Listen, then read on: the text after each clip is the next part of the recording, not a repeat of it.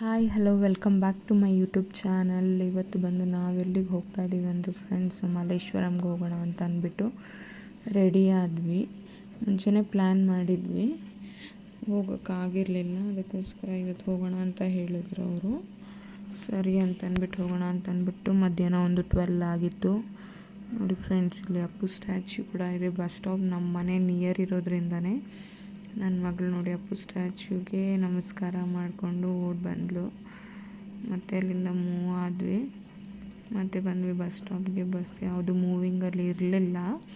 ಅಲ್ಲಿಂದ ವೆಯ್ಟ್ ಮಾಡೋಣ ಅಂದ್ಕೊಂಡು ಬಸ್ ಬರ್ತವೆ ಅಂತಂದು ವೆಯ್ಟ್ ಮಾಡ್ತಾಯಿದ್ವಿ.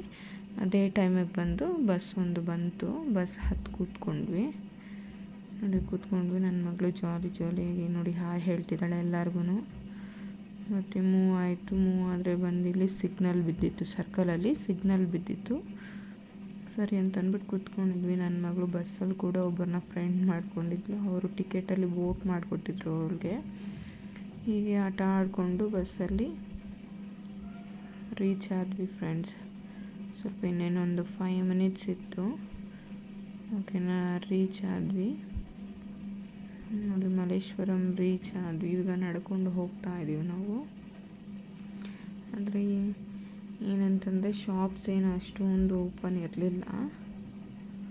ಬನ್ನಿ ನಿಮಗೆ ತೋರಿಸ್ತೀನಿ ಯಾವ್ಯಾವ ಶಾಪ್ಸ್ ಇರುತ್ತೆ ಅಂತಂದ್ಬಿಟ್ಟು. ಮತ್ತೆ ಬಂದು ನೋಡಿ ಇಲ್ಲಿ ಕ್ಲಿಪ್ಸು, ಹೇರ್ ಬ್ಯಾಂಡ್ಸು, ವಿಧವಾದ ವೆರೈಟೀಸ್ ಎಲ್ಲ ಇದ್ವು. ನನ್ನ ಮಗಳಿಗೊಂದು ಜೊತೆ ಕ್ಲಿಪ್ ತಗೊಂಡೆ. ನೋಡಿ ಅಲ್ಲಿ ಇಯರಿಂಗ್ಸ್ ನೋಡ್ತಾ ಇರ್ಬೋದು ನೀವು. ಮತ್ತು ಅಲ್ಲಿಂದ ನಡ್ಕೊಂಡು ಒಂದು ಟೆಂಪಲ್ ಇತ್ತು, ಟೆಂಪಲ್ಗೆ ನಮಸ್ಕಾರ ಮಾಡಿಕೊಂಡು ಅಲ್ಲಿಂದ ಮುಂದಕ್ಕೆ ಹೊರಟ್ವಿ. ಹೊರಡ್ತಾ ಇಲ್ಲಿ ನಮ್ಮ ಮಗಳು ನೋಡಿ ಆಟಿಕೆಗಳಿದ್ವಲ್ಲ, ಅದನ್ನು ನೋಡಿ ನನಗೆ ಕೊಡಿಸು ಮಮ್ಮಿ ಅಂತ ಕೇಳಿದ್ಲು. ಸರಿ ಅಂತ ಅಂದ್ಬಿಟ್ಟು, ಯಾವಾಗಲೂ ನಾರ್ಮಲಾಗಿ ತೊಗೊಳ್ತಾ ಇರ್ತಾಳೆ ಅಂತ ಅಂದ್ಬಿಟ್ಟು ನಾನು ಅಲ್ಲಿ ತೊಗೊಳ್ಳಿಲ್ಲ. ಓಕೆನಾ, ಮುಂದೆ ಈಗ ರೀಚ್ ಆಗಿದ್ವಿ. ಇಲ್ಲೂ ಒಂಥರ ಚೆನ್ನಾಗಿತ್ತು. ಅವಳ ಹತ್ರ ಈ ರೀತಿ ಆಟಿಕೆ ಇರಲಿಲ್ಲ. ಅದಕ್ಕೋಸ್ಕರ ಅದನ್ನು ತೊಗೊಂಡೆ. ಅಲ್ಲಿಂದ ತೊಗೊಂಡು ಮುಂದೆ ಬಂದೆ. ನೋಡ್ತಾ ಇರ್ಬೋದು ನೀವು, ಶಾಪ್ಸ್ ಏನು ಅಷ್ಟೊಂದು ಇರಲಿಲ್ಲ ಫ್ರೆಂಡ್ಸ್. ಯಾಕಂದರೆ ಇವಾಗ ರೋಡ್ ಸೈಡಲ್ಲೆಲ್ಲ ಇಡೋಕ್ಕೆ, ಶಾಪಿಂಗ್ ಮಾಡೋಕ್ಕೆ ಬಿಡ್ತಾಯಿಲ್ಲ, ರೆಸ್ಟ್ರಿಕ್ಟ್ ಮಾಡಿದ್ದಾರೆ ಅಂತ ಹೇಳಿದ್ರು ಅಲ್ಲಿ ಯಾರನ್ನೋ ಕೇಳಿದಾಗ. ಓಕೆ ಅಂತ ಅಂದ್ಬಿಟ್ಟು ನೋಡೋಣ ಏನೇನಿರುತ್ತೆ ಏನೇನಿರಲ್ಲ ಅಂತ ಅಂದ್ಬಿಟ್ಟು ನಾವೇ ಮೂವ್ ಆನ್ ಆದ್ವಿ. ನೋಡ್ತಾ ಇರ್ಬೋದು ವೆರೈಟಿ ಸ್ಲಿಪ್ಪರ್ಸ್ 250 ಸ್ಟಾರ್ಟ್ ಆಗುತ್ತೆ. ನಿಮಗೆ 100 ಕೂಡ ಇದೆ.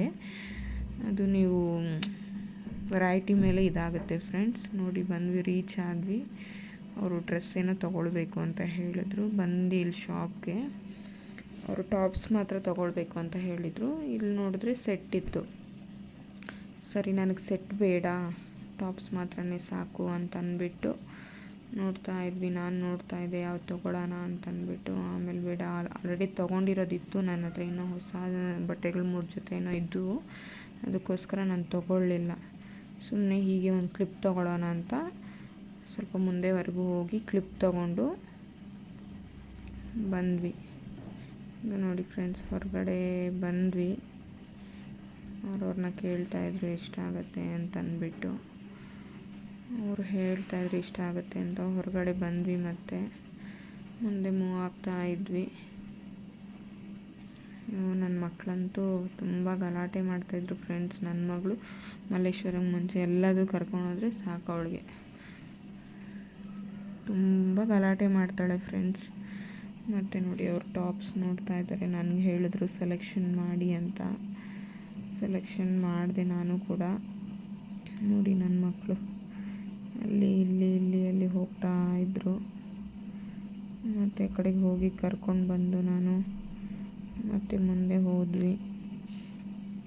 ನೋಡ್ತಾ ಇರ್ಬೋದು ಇಲ್ಲಿ ನೀವು.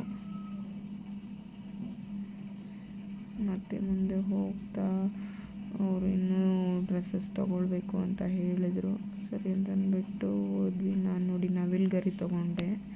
ಒಂದು 20 ರೂಪೀಸ್ ಅಂತ ಹೇಳಿದರು. ಓಕೆ ಅಂತ ಅಂದ್ಬಿಟ್ಟು ಒಂದು 5 ತೊಗೊಂಡೆ. ಅಲ್ಲಿಂದ ರೀಚ್ ಆದ್ವಿ. ಮತ್ತು ಇಲ್ಲಿ ಮೇಕಪ್ ಐಟಮ್ಸ್ ಏನೇನಿರುತ್ತೆ ಪ್ರತಿಯೊಂದು ಕೂಡ ಇಲ್ಲಿ ನಿಮಗೆ ಸಿಗುತ್ತೆ ಫ್ರೆಂಡ್ಸ್. ನೋಡ್ತಾ ಇರ್ಬೋದು ನೀವಿಲ್ಲಿ.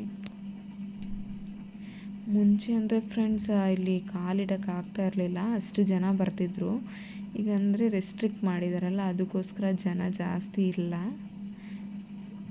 ಶಾಪಿಂಗ್ ಸ್ಟ್ರೀಟಲ್ಲಿ. ಈಗ ಕಡಿಮೆ ಜನ, ಸ್ವಲ್ಪ ಶಾಪ್ಸು ಕಡಿಮೆ.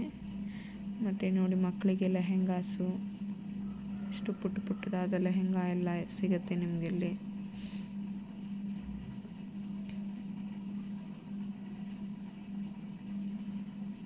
ಹೋಗ್ತಾ ಇದ್ವಿ ಮುಂದೆ.